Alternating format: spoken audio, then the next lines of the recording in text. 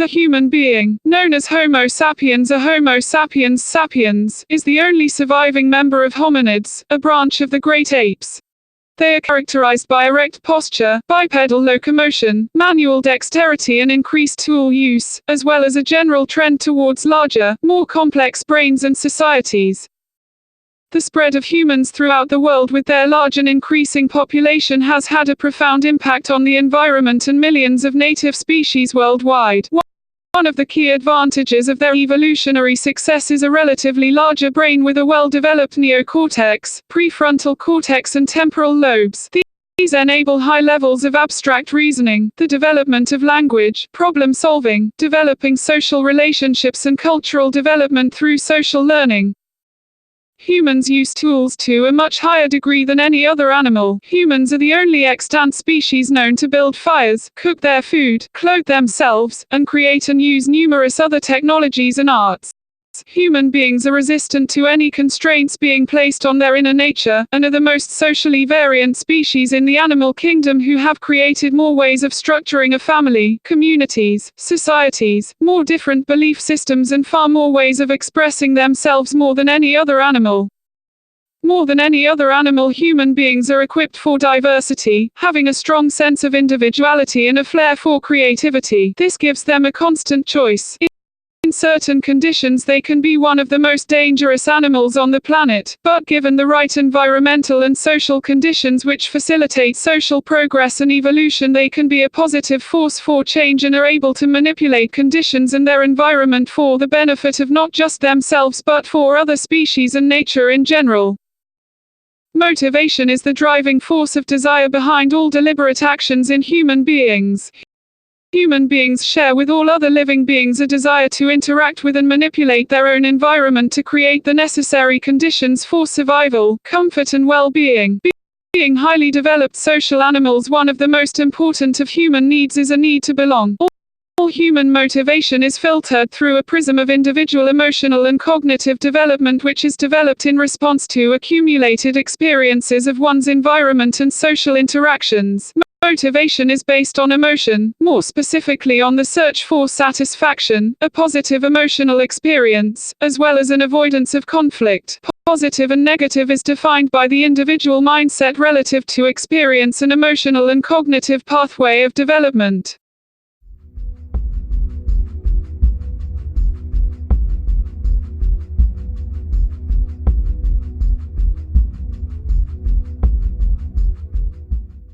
From a very early age we are all put under pressure to conform and fit in with the expectations of others in society. Some of this pressure comes from the stress and pressure our parents are put through as a result of their own social status and social relationships, and this can have powerful effects on child development and impact directly on their own individual pathway of emotional and cognitive development. Right from the moment we are deemed capable of social interaction, our toys, games, fairy stories, play activities, and education are designed to condition us to accept inequality, a social hierarchy, and to be motivated towards conforming and fitting in with societal stereotypes influencing how we think, how we behave, and how we interact with others.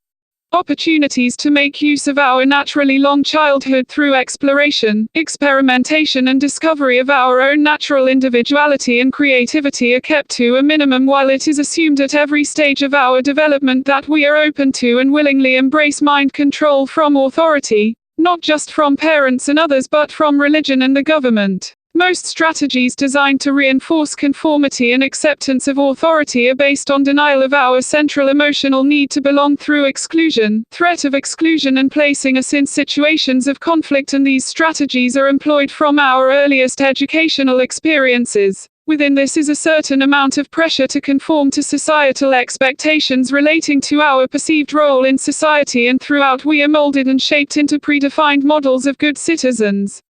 Early on we are taught that the economy is the most important and that we should all aspire to become good model citizens and aspire to fit in with stereotypes of success so that we can be free, independent and contribute to the economy. As long as we conform and submit to that what we are taught and conditioned, we are treated as being part of mainstream culture and thus included in society.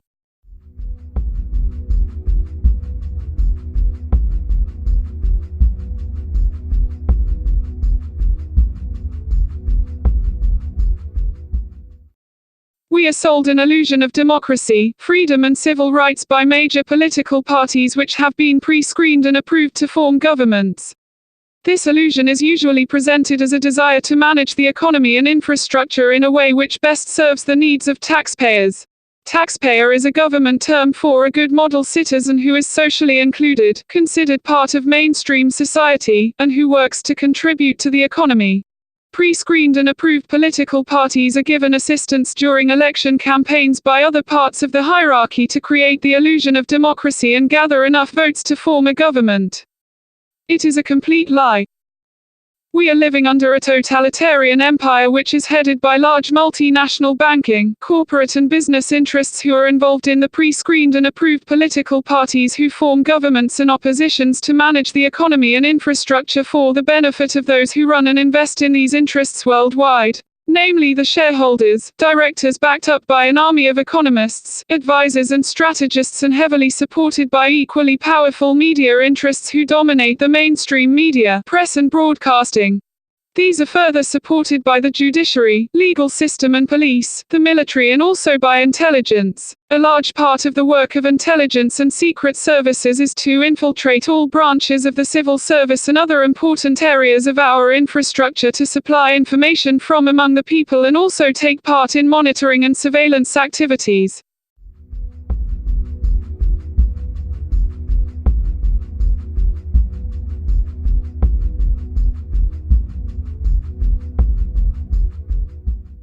Austerity is one of the more extreme empire policies which has three major objectives. The first objective is to divert tax revenue away from reinvestment in the economy towards corporate profit. This is achieved by cutting public spending, welfare benefits and provision of public services.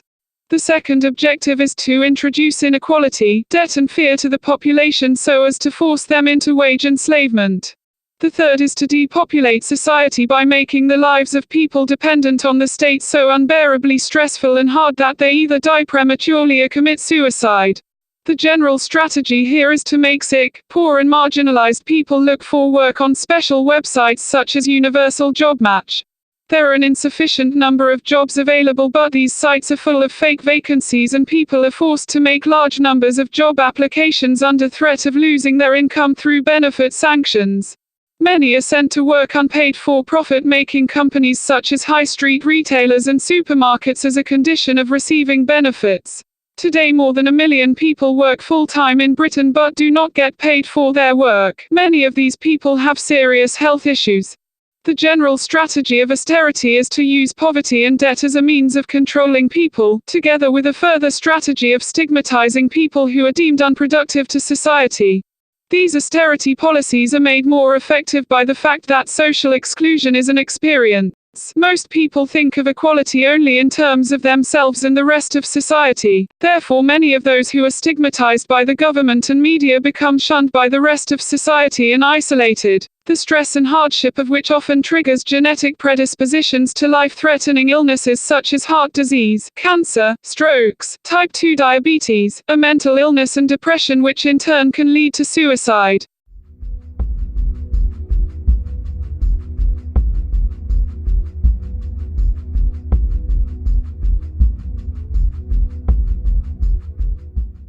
The basis of the universe is creativity and interaction. The only constant in the entire universe is change. The universe as we know is constantly expanding.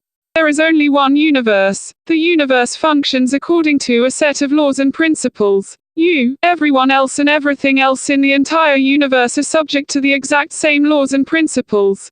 Everything in the universe is relative, as has been established by Albert Einstein in his theory of relativity. It isn't possible to be a part of the universe without being relative to everything else in the universe.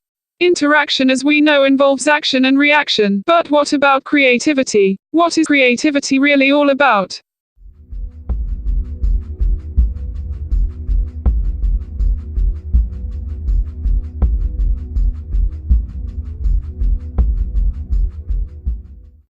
Creativity is any form of interaction between the physical and metaphysical which results in a perceptible change in existence.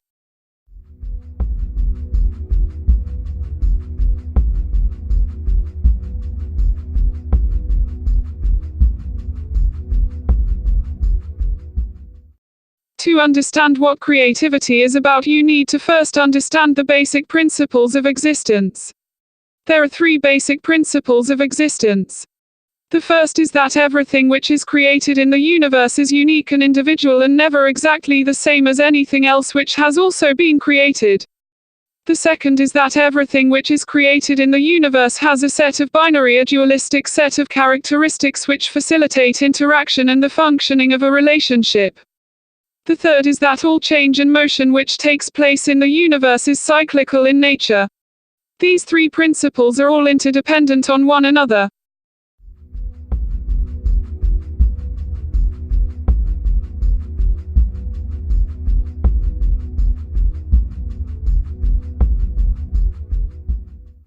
The entire universe exists on the principles of existence previously given. The universe is unique and individual. The universe is made up of two separate planes of existence, the physical plane of existence and the metaphysical plane of existence. The constant expansion of the universe is caused by interaction between the physical plane of existence and the metaphysical plane of existence, resulting in perceptible change, or expansion, in the physical plane of existence. Anything which is living exists simultaneously in both planes of existence, the physical and metaphysical, and is independently capable of being creative. Therefore, it is also true that anything which is living is composed of both the physical and metaphysical. All change and motion which takes place within the universe is cyclical, each creative cycle being individual, different from the previous cycle and also the cycle which follows.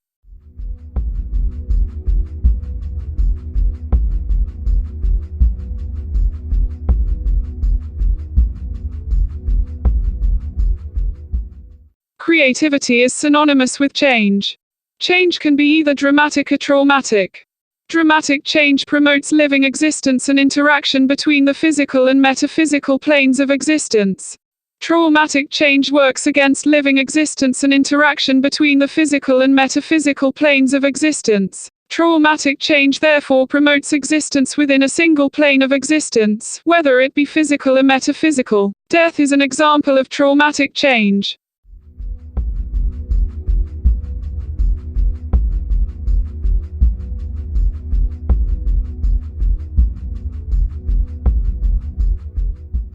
Any creative cycle involves interaction between the physical and metaphysical, both dramatic and traumatic change, in approximately 4 equal stages which are illustrated here as examination, a breakdown, inspiration, conception and application. The starting and finishing point of any creative cycle is that what exists and what can be perceived to exist.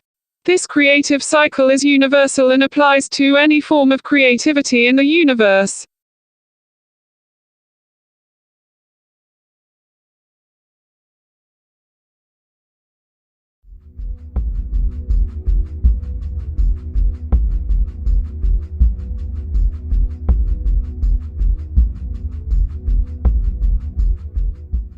Culture is essentially the agent which brings creativity and interaction together to result in change.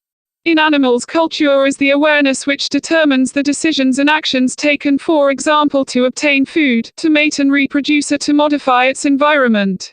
In humans, culture is the shared awareness which determines the nature and quality of our interaction and relationships, and which influences our identity, thinking, patterns of behavior and ways in which we interact with others. Culture exists on many different levels, for example national culture, regional culture, local community culture, and even the culture of individual companies and workplaces, families and friendships and relationships between two people. While culture influences the nature and quality of our interactions and relationships, it is relative to individual people, time and space. Therefore, culture is never static or fixed, but changes and fluctuates in cycles in accordance with each new interaction.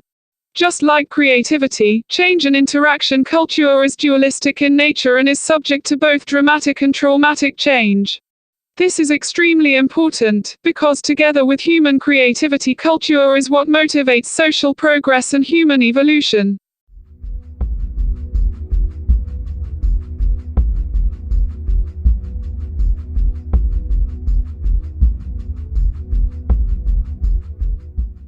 Creative cycles are individual and, as we know, involve both dramatic and traumatic change. Often our creativity, whether it is through the formation and development of ideas or through actions, may involve numerous different creative cycles, each one individual, and each one involving both dramatic and traumatic change. It is important here to distinguish between creativity and reproduction, or the repetition of a creative process or cycle on the basis of a previous process or cycle. Genuine creativity necessarily involves change to the creative cycle or process, and working from a point in reality towards a point in possibility. The end result can be one of dramatic change, resulting in a successful outcome, but more often results in traumatic change and failure. Much of what creativity is really all about is exploration, experimentation, trying different things out, and discovery. Human beings, as we know, are subject to motivation. Motivation is based on emotions and emotional reasoning. There are different motivating factors. For example, the avoidance of conflict, the libido, seeking of pleasure and happiness, and also, if we consider economic motives, incentives.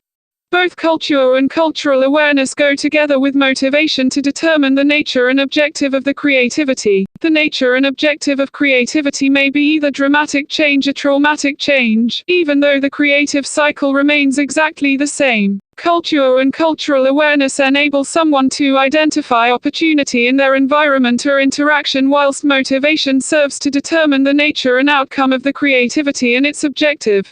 Therefore, creativity, in particular human creativity, is influenced not only by culture and cultural awareness, but also by individual morality. Perceived dramatic and traumatic change is determined by the individual mindset, which is often influenced by cultural awareness, past life and relationship experience, objectives on the individual emotional and cognitive pathway of development, by societal norms or, conversely, by social exclusion. The basis of morality is a motivation towards traumatic change. This is because living existence involves existence in both universal planes of existence which are incompatible with each other and subject to different laws and principles of existence. There is a certain amount of pressure, therefore, to exert energy towards traumatic change, which explains why crime is one of the easiest of creative activities to carry out, and our instinctive emotional responses in conflict situations tend towards anger, destruction and violence. However, people do have a choice in all situations, but quite often, particularly in cases of crime and criminal activities, cultural awareness may be greater of a culture which lies outside societal norms. Quite often the culture of violent criminals is a culture of abuse, exclusion and hardship, and people can only perceive opportunities for their creativity on the basis of their own cultural awareness and life experiences. Working towards dramatic change generally requires a greater effort and also a greater number of opportunities than for traumatic change. It is also worth remembering that choice, particularly moral choice, can exist as opportunities in culture, particularly within the criminal justice system. Studies in the past have shown that convicted criminals, including violent offenders and repeat offenders, have a greater degree of creative ability developed as a result of their involvement in carrying out crimes. Within society, the choice always exists, and that choice is dependent on whether to simply incarcerate and punish offenders or whether to provide opportunities for offenders and criminals to work towards developing their inner creativity towards dramatic change.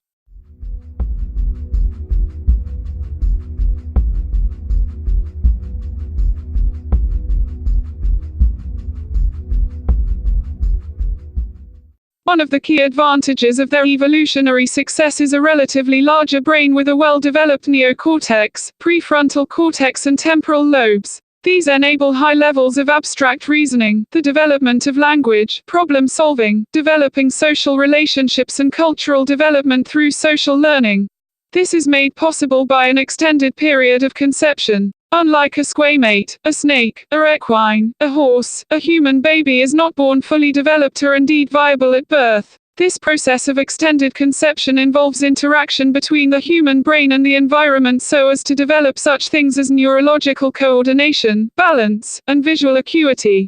Much of human conception takes place after birth in a process known as neural Darwinism, and this continues until the infant becomes fully viable between a year and a half and 2 years. This process of extended conception is essential to human evolution and a fundamental part of the development of the large forebrain area characteristic of humans as a species.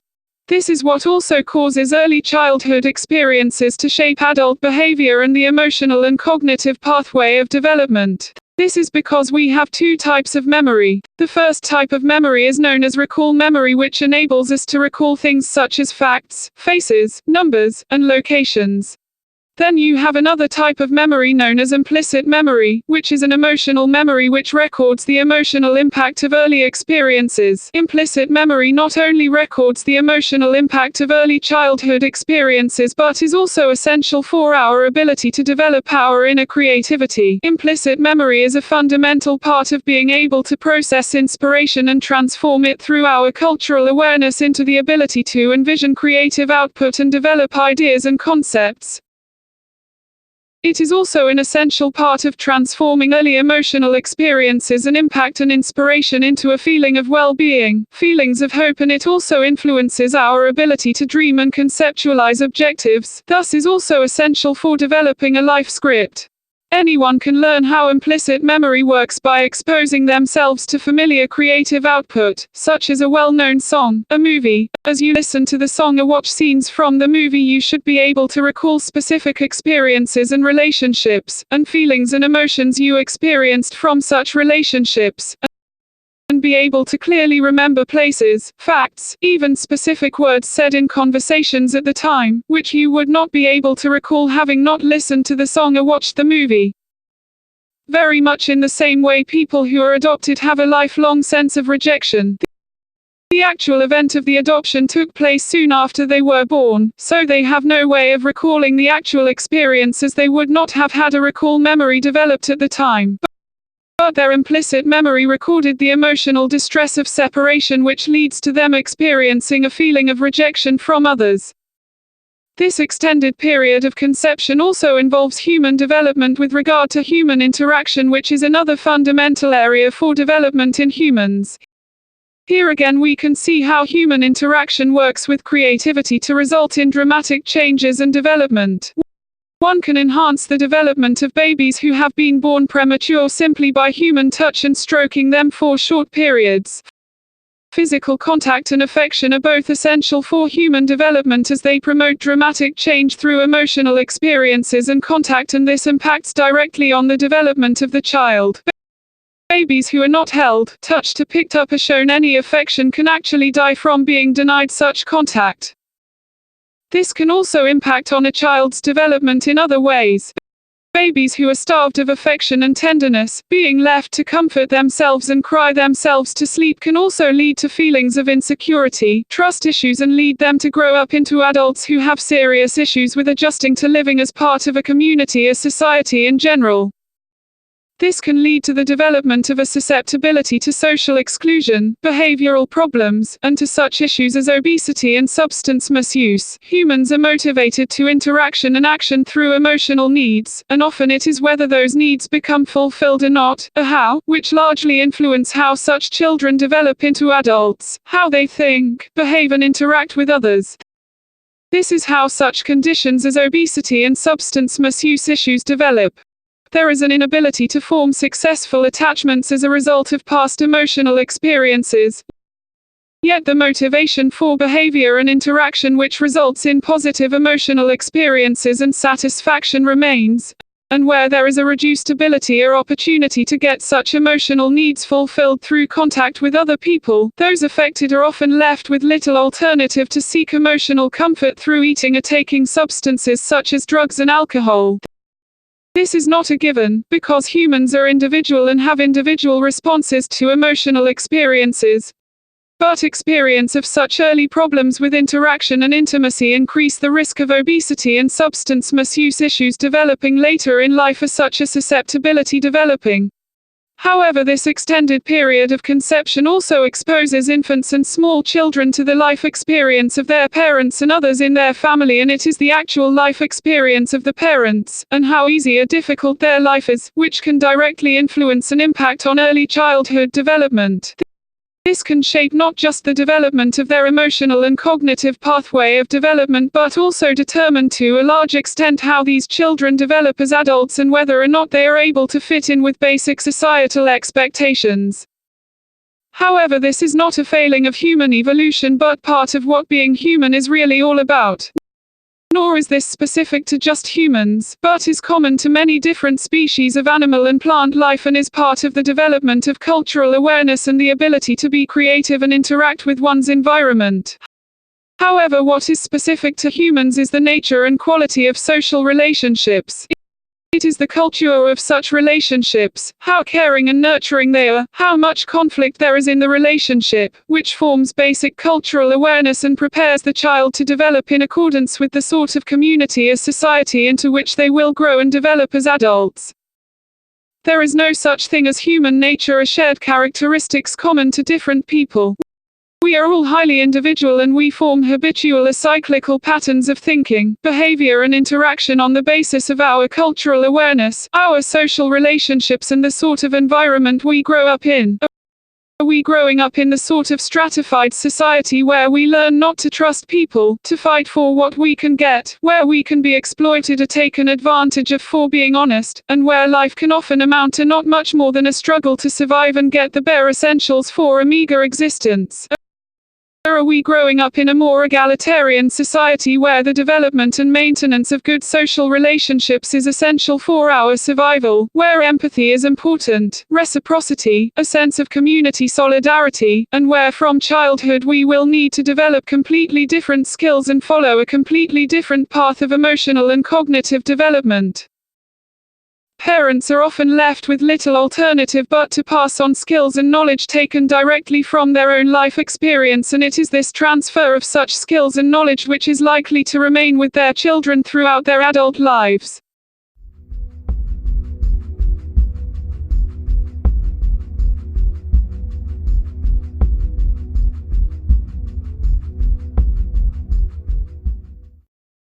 We know that the expansion of the universe is dependent on creativity and interaction between the physical plane and the metaphysical plane of existence. The metaphysical plane can be seen as the spiritual plane of existence, and the physical plane of existence can also be seen as the natural plane of existence. However, meta means beyond, so metaphysical really means beyond the physical. These two planes of existence are completely different from one another. We know far more about the physical plane of existence because it concerns our concrete reality. It is made up largely of mass and matter and its interaction with the various forms of energy. So the effects can be perceived in terms which are accessible to everyone through senses and can be easily studied through science. We know that things in the physical plane of existence are predominantly finite. The metaphysical plane of existence is completely different. It is composed of different forms of energy and goes beyond Einstein's theory of relativity. It is believed to be infinite, and thus the universe can only really be seen as infinite if we consider both planes of existence together. Because even though the universe is constantly expanding, we know from our knowledge of natural and physical sciences that the physical reality of the universe remains finite. Creativity is infinite because in essence it is interaction between the two states of being, reality and possibility, as well as interaction between the physical and metaphysical. Any creative cycle is simply taking a look at that what exists, exploring it, examining it, breaking it down, and then trying to come up with something better.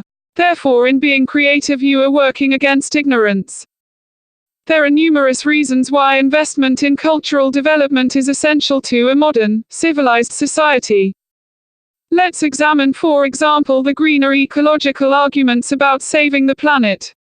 On a certain level, the notion that we are destroying the planet by using up all the natural resources is a ridiculous one. One can apply the same sort of logic to claim that hard work damages your health and causes a mental breakdown. Please consider that you come home from work, or from any sort of activity, and you are tired. In a purely physical world, yes, hard work would be incredibly bad for your health because energy would be finite and you would end up dying from physical exertion. But you don't die, because you are also existing in the metaphysical plane of existence, and the metaphysical is constantly interacting with the physical. Therefore, instead of dying, you fall asleep and allow time for the physical and metaphysical to interact and restore your energy by the time you wake up. The metaphysical plane of existence, both in the universe and this planet, is far bigger and much more powerful than mankind. We are not going to destroy the planet, but what is more likely is that this planet will replace human beings just as easily as it replaced dinosaurs. We are not an essential part of this planet, we are just one of millions of species who can become extinct just like any other. But that saying, the greener ecological arguments are perfectly valid. We live in a universe based on action, reaction and interaction. Each time we mess around with the ecosystem of the planet, there will be a reaction. Climate change is part of this reaction. While we are using up all the oil and coal in the planet, which took millions of years to develop, and minerals which took billions of years to develop, we are throwing away opportunities of developing the technology of using renewable energy sources. It's not the world which needs electricity, nor do the vast majority of animals living on the planet. It is humans who need the electricity in order to function. Just on our computers, tablets, and smartphones we use up vast amounts of electrical energy, not to mention the other uses such as transport, lighting, and heating. An investment in cultural development and development of human creativity would help us find renewable sources of energy far quicker. Investment in cultural development and human creativity would help us develop powerful and effective strategies to deal with numerous health and social issues. It would resolve unemployment, reduce crime, and involvement in creative activities such as art, music, photography and the performing arts lifts people out of addiction and is a powerful tool against mental illness and such conditions as depression and anxiety disorders. It is not possible to be creative without interaction with others and development of one's cultural awareness. This brings numerous personal benefits, such as improvement of cognitive functioning abilities, an increase in intelligence, greater ability to spot opportunities and calculate risks, improved strategies for interaction, communication and getting attention, and greater problem-solving abilities. Some people report development of psychic and spiritual powers. Cultural development inspires and stimulates creativity in others, and the sharing of creativity brings further inspiration, and this gives people a sense of well-being and hope. This influences people to become more open-minded, receptive to others, compassionate, and understanding. Cultural development brings with it moral development and social development, promoting social cohesion and unity. This leads to greater opportunities which transform into greater economic opportunities and further economic development.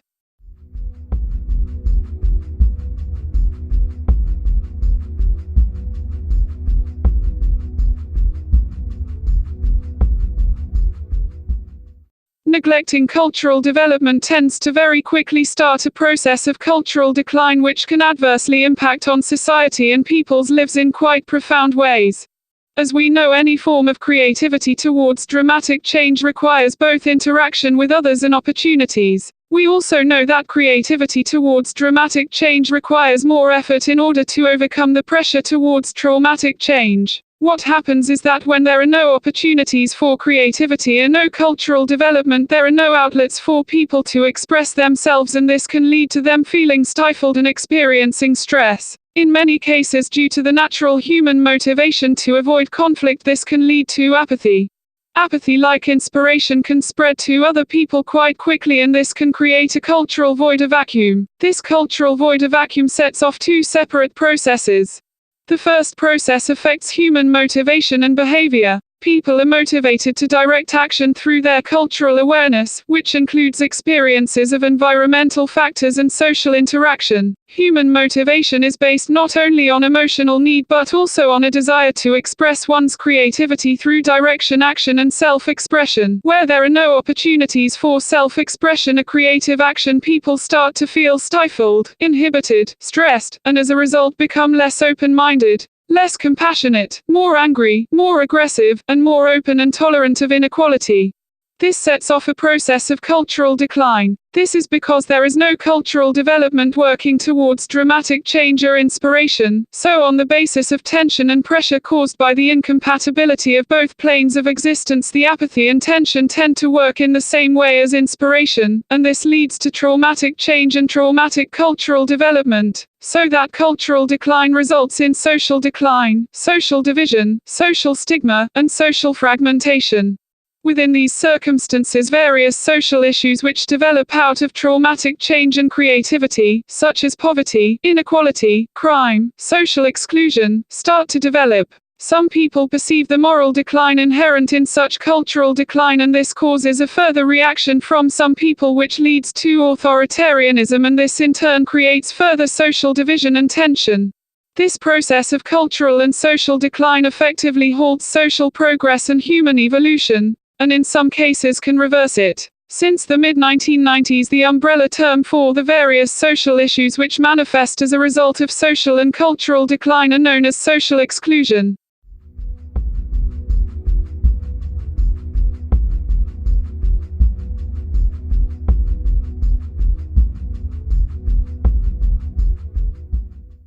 The basis of being human is a basic equation between getting our emotional needs met through our ability to interact socially and with our environment balanced against our ability to perceive opportunity to follow through on motivation and be creative, sharing the results of our inner creativity with others, in order to meet our individual emotional needs. It is this simple equation which determines our ability to independently act and be creative enough with others in ways which we are able to exercise control and independently function to meet all our own individual needs, from basic needs such as providing ourselves with shelter, warmth, food and sleep, through to more complex and abstract needs through self-expression through philosophy, religion, art, technology and business.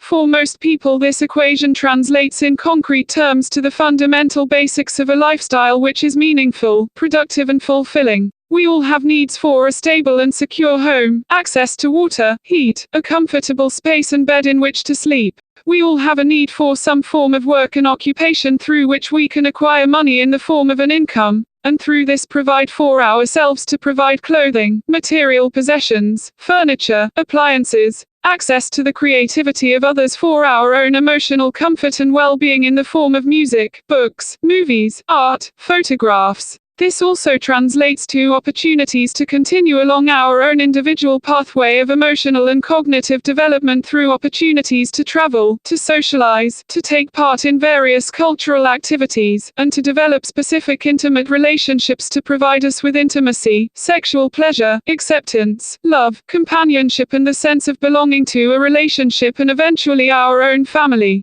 This is what goes together to make up a successful life for most people. Critical to the balanced functioning of this basic equation is the fulfillment of our need to belong, which forms our most important emotional need. We are all part of a triangular relationship, not just with the people we interact with socially and our family, friends and loved ones, but also with the wider community and society. We need to belong to a social network to provide us with fulfillment of our emotional need for acceptance, for acknowledgement, recognition, for mutual understanding, trust, and to interact socially and also on a much more intimate basis. However, we all need to have a sense of belonging to a wider community, a society, in order to be able to function as ourselves in accordance with our basic equation of who we are as individual human beings. If you diminish or take away that sense of belonging between the individual and wider society, whether it be through unemployment, homelessness, poverty, austerity or deprivation of an income, you invariably cause social exclusion and that person to become excluded from society. In excluding that person from society, or even by not including that person in society, you rupture their basic equation of being able to function as a human being. This sets off the process of social exclusion, which can have quite profound and devastating consequences on that person's lifestyle, health and ability to function. Social exclusion is arguably the most prevalent of social issues which exist in society today. It is also one of the most difficult and resource-hungry social issues there is in today's society. This is because the primary characteristic of social exclusion is the perceived experience of social exclusion from the perspective of the individual affected. There are no external characteristics or features which enable someone to identify someone else who is socially excluded, such as a person sleeping on the streets can be identified as being homeless, or someone who exhibits certain behavioral patterns might be identified as being mentally ill or dysfunctional. People who are affected by social exclusion appear no different to others who aren't affected by social exclusion.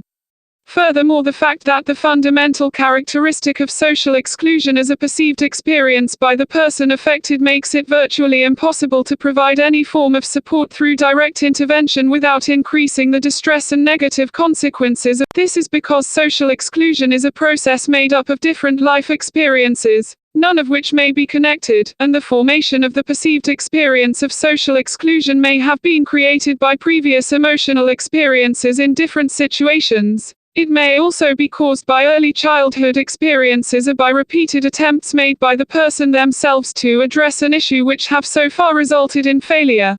As an example, one might assume that another person is socially excluded because they don't have a job, and might seek to intervene with the intention of helping someone overcome social exclusion by giving them a job.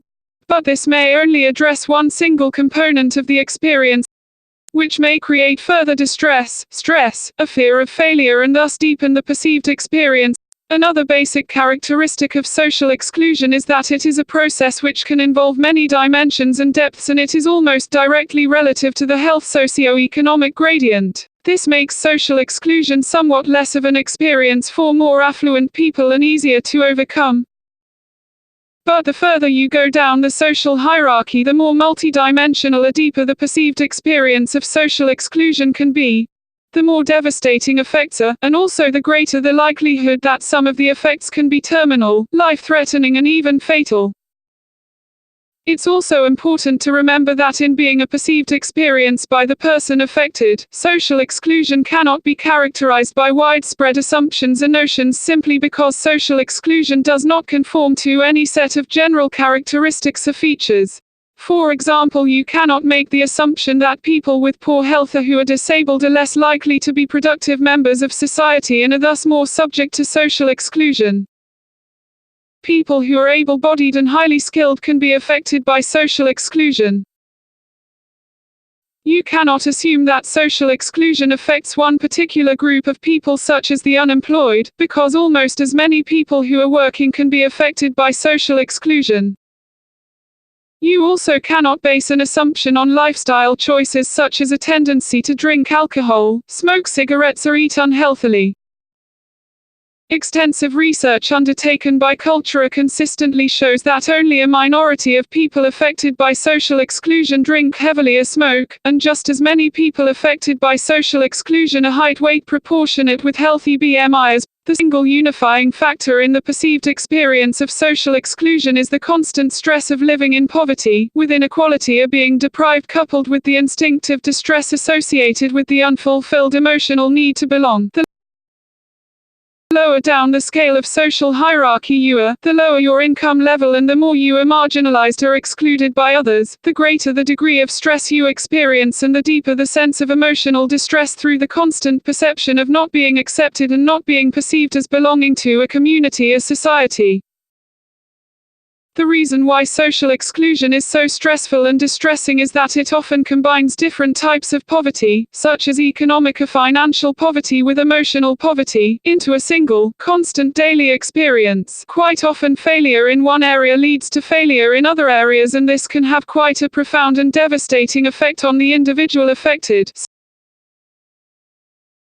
Symptoms of social exclusion include a diminished self-worth and self-esteem, impaired cognitive functioning abilities which can lead to impulsive behavior, an inability to deal with or solve problems, anger management issues, disruption to the circadian rhythm leading to disrupted and broken sleep, increased appetite, the downgrading of human emotional needs as a result of diminished social contact to food and alcohol and drugs, which in turn can lead to obesity and addiction, performance anxiety, depression, social anxiety, and mental illness.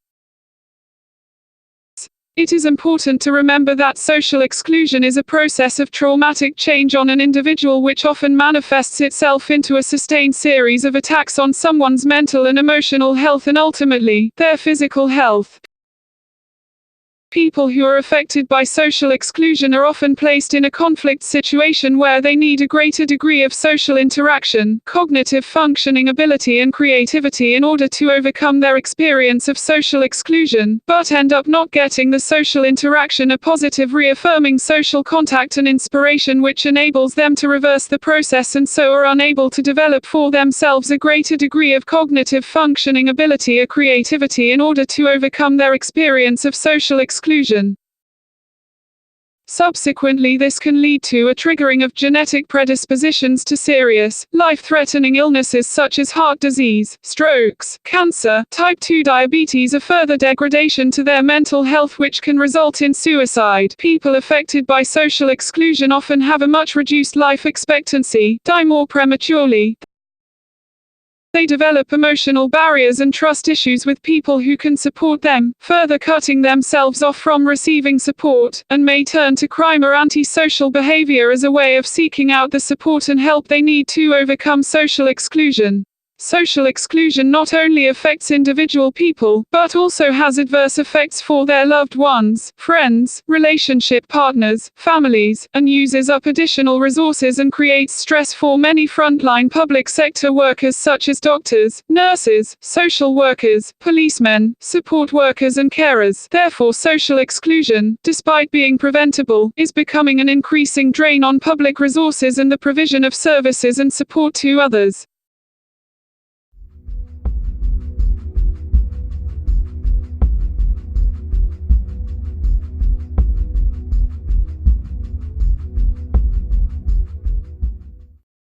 The process starts when the UK government or Treasury requests to add £1 billion to the money supply. It contacts the Bank of England. The Bank of England has its own private supply of money which does not belong to any of the money which is in circulation in the economy.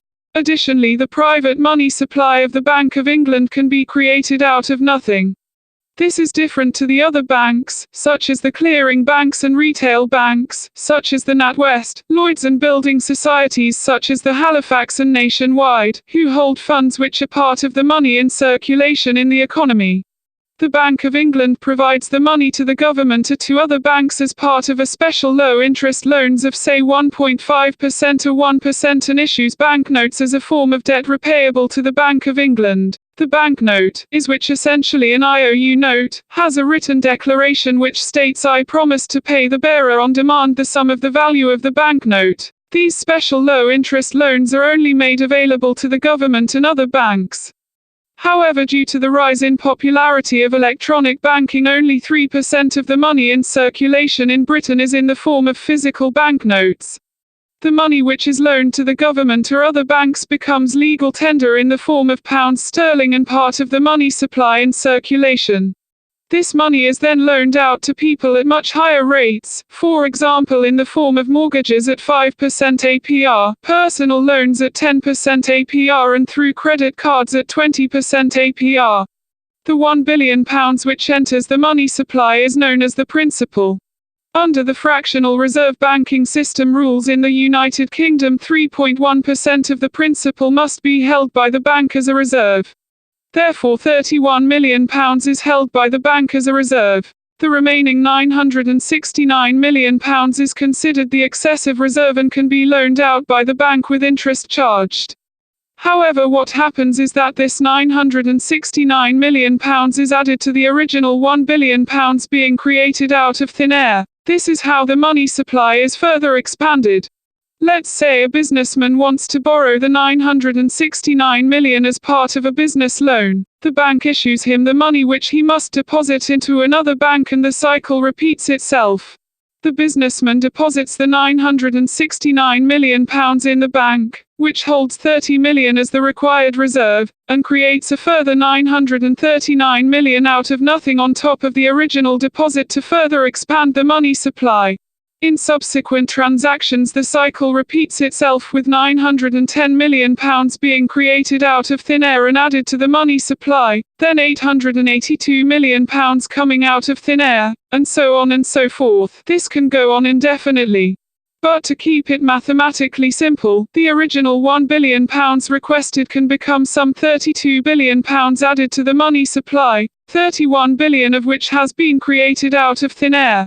This new money gets its value by stealing value from the existing money in supply, which creates inflation. This also means that all money is debt. Therefore, every single pound you have or earn or receive in income is money which is owed to someone else. However, the fact that all this debt created has been created with interest charged against the principal. If all the debt in the money supply was repaid, there would not be a single pound left in circulation. In addition to not £1 being left in circulation, there would still be outstanding debt, as the interest would also need to be repaid. Therefore, the only two possible outcomes in addition to inflation are increased poverty and insolvency or bankruptcy.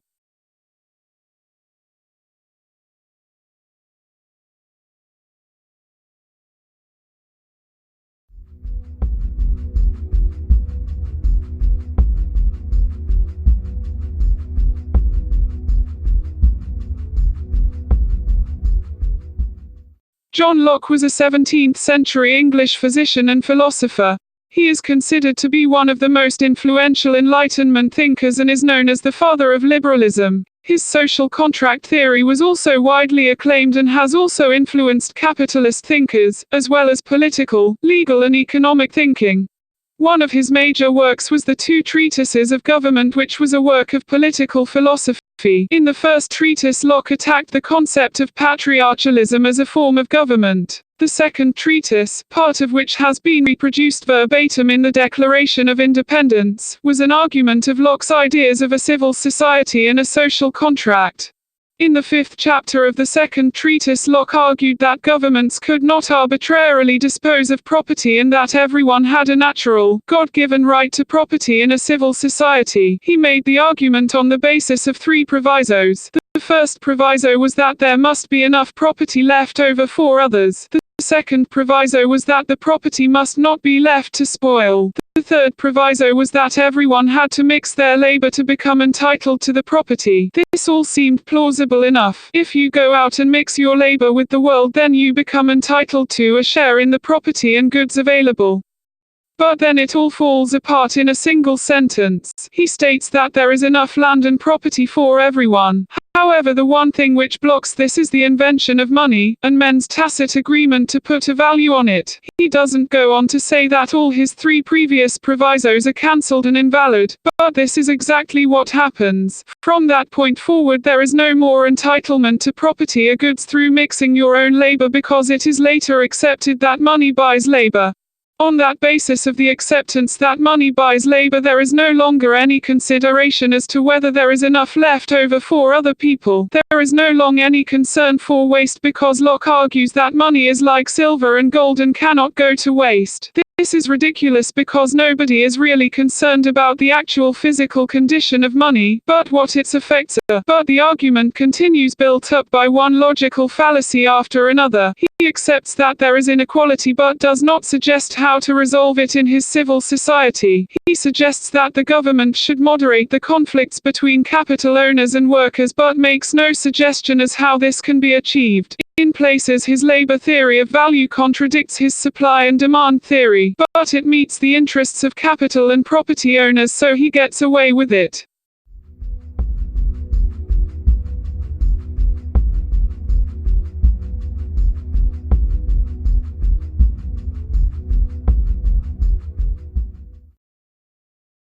Adam Smith was an 18th-century Scottish moral philosopher, a key figure in the Scottish Enlightenment and the pioneer of the political economy. Smith is known for his theory of moral sentiments, but is better known for his Wealth of Nations, which even today is seen as the first work of modern economics. Smith is cited as the father of modern economics and is one of the most influential thinkers in the field of economics today.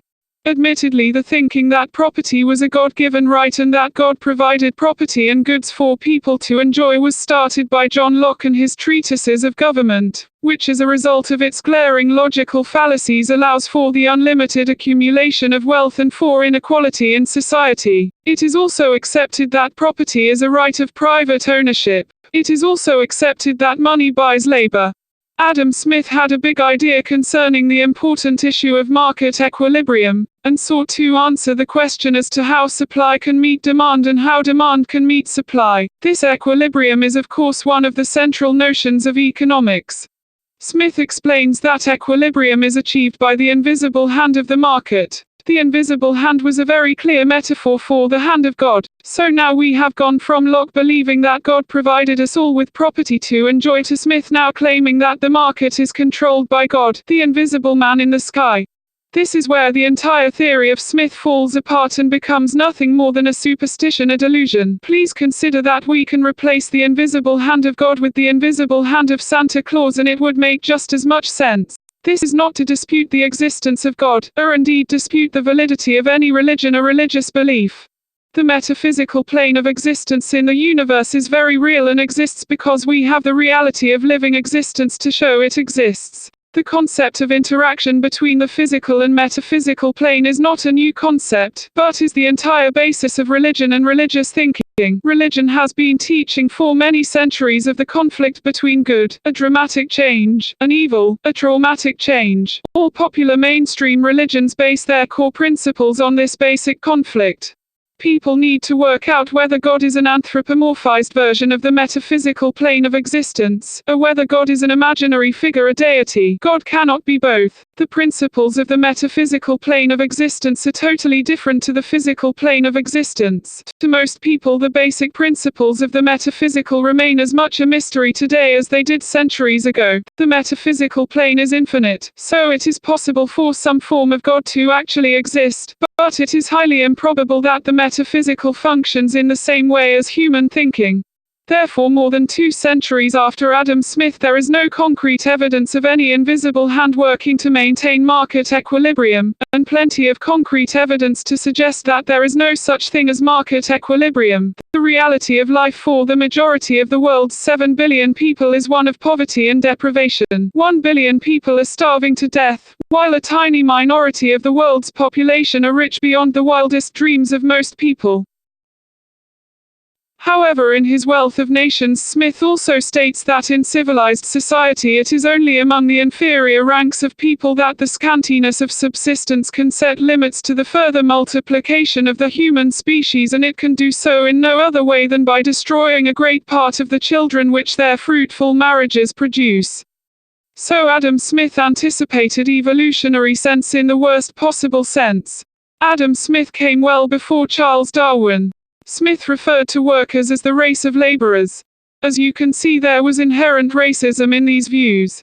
There was acceptance that the needs of the market could justify the genocide of children, and that this was as a result of the invisible hand of God bringing equilibrium to the market, where supply meets demand and demand meets supply.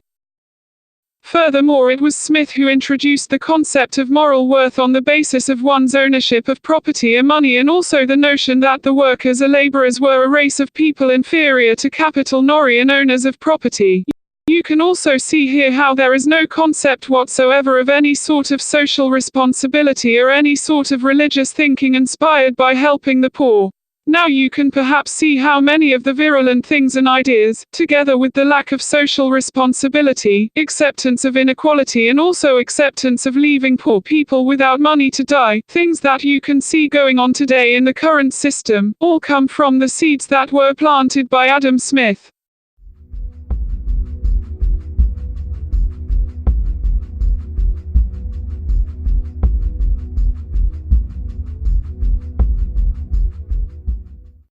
In society today, there is little or no concept of positive cultural development or the encouragement of people to explore and develop their inner creativity. Furthermore, you never hear of someone talk about social progress or the state of their country in terms of their own emotional or physical well-being, their feelings of happiness, trust or faith in organizations, or their material or financial stability. There is no widespread or general feeling of hope. People are not talking about their ambitions or dreams, or life objectives. What you get instead are their perceptions on the economy or through economic abstract concepts, such as the gross domestic product, the retail price index, rates of inflation, and the current value of the stock market. The average man in the street is more inclined to tell you about the difficulties and hardships he is experiencing. His fears about the future, perceived threats to job security, health and emotional well-being, or income. What does this tell us of real value as to the quality of people's lives? Nothing. All the information we receive either relates directly to the money sequence of value or the social effects of the disconnect between the money sequence of value and social progress. For example, the gross domestic product is simply a measure of the value of a country's assets through the value of goods and services sold. This measure is claimed to directly relate to the standard of living of people in the country. As an example, healthcare accounted for over 17% of gross domestic product in the United States in 2009. This amounted to over $2.5 trillion spent, which in turn created a positive effect on this particular economic measure. Following this logic, it would be even better for the American economy if healthcare services increased further, perhaps to $5 trillion. This would promote more jobs, more growth, and thus be argued by the country's economists as a further rise in the country's standard of living. But there are a couple of problems connected with this way of thinking. Firstly, the basis for all this growth are people who are sick and dying. Furthermore, sickness and ill health does not quite carry the same freedom of consumer choice as for other products and services. Nobody ever tells you that they are saving up to have their next heart attack, and nobody has ever walked into a bank and applied for a bank loan because they want to contract cancer and go through the process of chemotherapy. This is not a joke or a particularly cynical perspective, but the way things actually are in reality. If you care to step back and take a good look at the situation, you will realize that increasingly the gross domestic product is actually a measure of industrial inefficiency and social fragmentation. It cannot be seen in any context as a reliable measure of social or personal well-being among people. Furthermore, if you care to give this matter even more thought, you will realize that further economic growth and rises in the gross domestic product actually means further industrial inefficiency and the further development of social issues, and the worse things are becoming on a social, personal and environmental basis. This has led to the widespread acceptance of the exploitation of social issues and personal hardship as an economic tool for corporate profit and economic growth. There is no incentive for profit under the current system in saving lives, working towards equality or social justice, or working towards justice, peace, cultural development or anything else. Likewise, crime generates business, social destruction creates business, and while it is unspoken, there is a business interest in keeping people sick, homeless, unemployed or jobless and generating profit out of their personal misfortune. In the United Kingdom, the prison service is being transformed into an increasing number of private prisons run for profit, whilst previously publicly owned prisons are being sold off to property developers and converted into luxury hotels and hostels. These corporations are trading on the stock market in London and Wall Street, and their share values are based on the number of people they have in prison. This is sickness and dysfunctional, but this is also what this current economic system demands.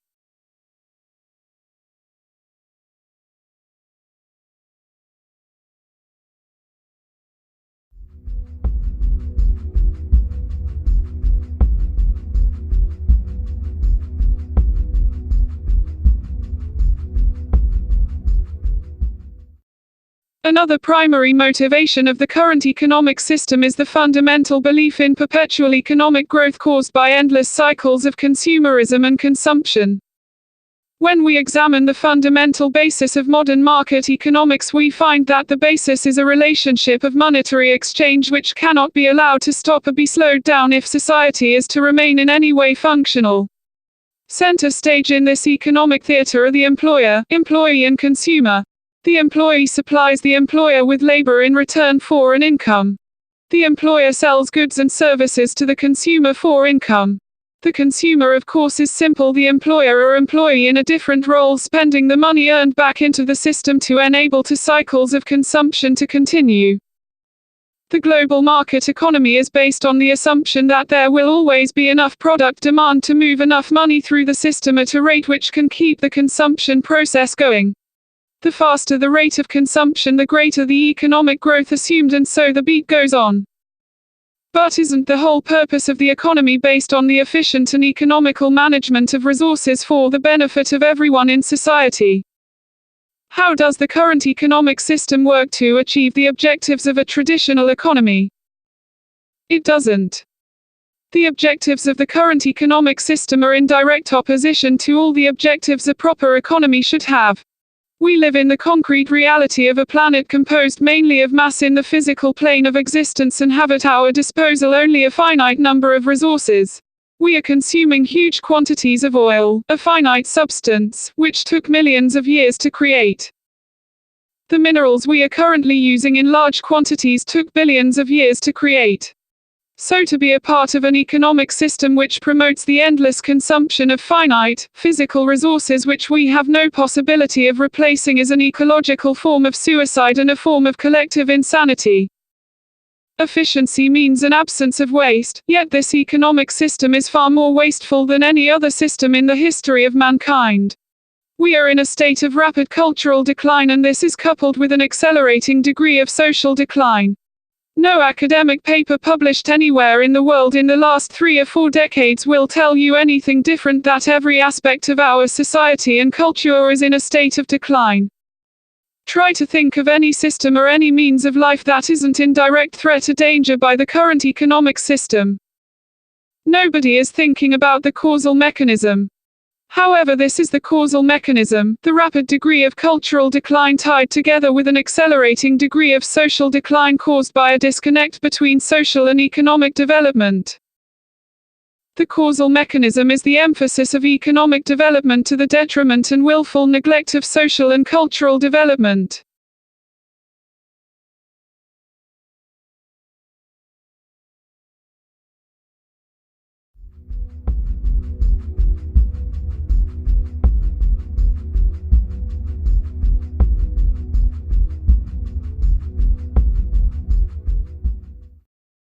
Awareness of the metaphysical plane of existence is not a new concept but one which has been with us for centuries. Right through our history, mankind has sought to explore beyond the physical towards the metaphysical to work out the meaning and purpose of life and to explore what can possibly happen after death.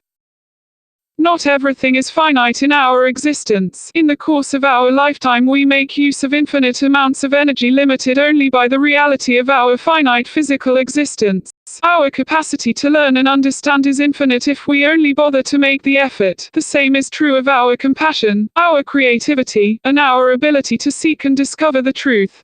The fundamental basis of religion is the conflict between traumatic change and dramatic change, and the need to be creative enough to work against traumatic change and its effects through interaction and creativity. This is why many religions provide opportunities for social interaction with other people, opportunities for study and exploration, and opportunities for creative activities and to bring positive change to the lives of others through charity work.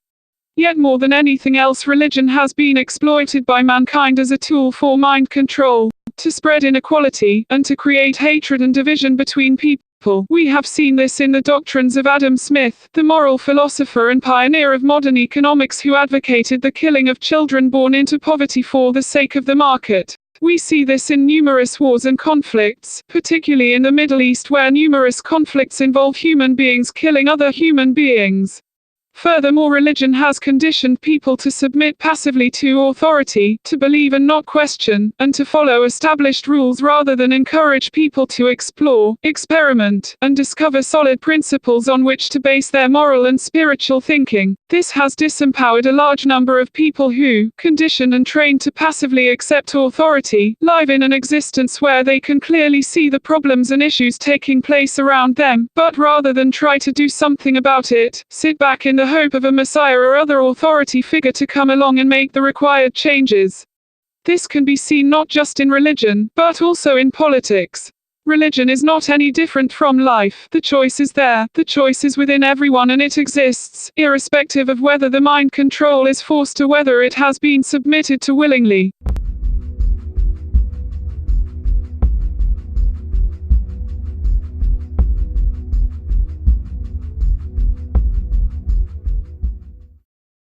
As we sit back and allow the world's economists, politicians, bankers and corporations to destroy our culture, our society, our lives and the planet for the purpose of some fictional game and nonsensical beliefs, the universe continues to expand through creativity and interaction. We are not destroying either the planet or the universe, as both are bigger and much more powerful than mankind. The only thing we are destroying are ourselves. What you are seeing is the creative cycle in action. Austerity is traumatic change. It is the opposite to creativity, because the deficit is fictional as it is based on monetary values. All money is debt, given the fact that fractional reserve banking allows money to be created out of nothing, an interest charged against the principal. Even if we were to repay the entire deficit, there will still be money owed. But austerity depends on taking money away from people, from services, from welfare benefits, and out of the economy for the sake of some arbitrary and made-up debt. The only thing you are creating out of austerity is poverty, and you can see this happening all around you if you care to pay enough attention. The ultimate result of austerity is not destruction of the planet, but depopulation, and the deaths of people through poverty. We are living in a world of 7 billion or so people, but 1 billion of these people are starving to death. They are not starving to death because of a lack of food, but because they don't have money for food. Millions of people in Africa are dying of AIDS. This is not because AIDS is untreatable and fatal, because we have people in the West who are living with AIDS. People in Africa are dying of AIDS because they don't have the money for treatment. There are people in the world who are homeless, not because there are no empty properties or space to build homes, but because they don't have the money for somewhere to live. You can go through every single social issue on the planet and reach the same conclusion. People are dying because they don't have money to survive. Creativity is a process. When the process becomes a problem, the solution is very simple. You simply reverse the process. There are only two types of change in existence: traumatic change, which works against living existence, and dramatic change, which works to promote living existence. Everything in existence is relative to everything else. If you see the present situation we are in as an outcome, and relative to what has gone before, then yes, you see failure, you see destruction, and you see poverty. However, if you look at what's happening and reject the current system as having any sort of validity, then that what you see is opportunity and where action needs to be taken.